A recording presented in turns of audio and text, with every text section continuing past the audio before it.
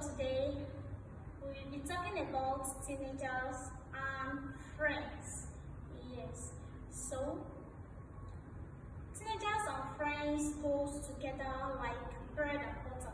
We need friends. We need to hang out. We need to explore. But the reason why I'm here today is to tell you that you need to be intentional about the kind of people you mingle with. You need to be intentional about your friends. Be intentional in choosing friends.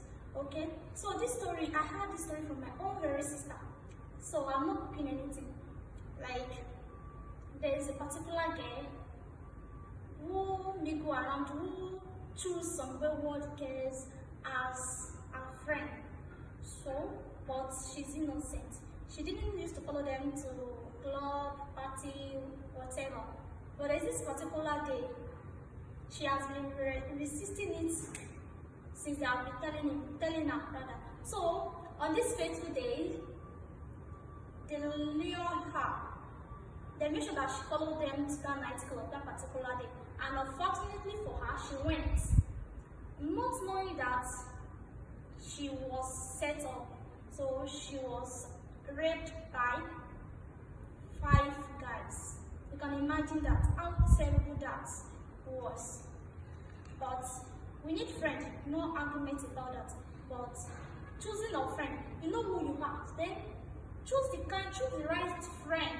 Me, I used to say this thing that if you see that you can't find any friend who align with your purpose, with your vision, with your value, it's better for you to stay alone. And the story of Daniel cannot be oversized on this journey.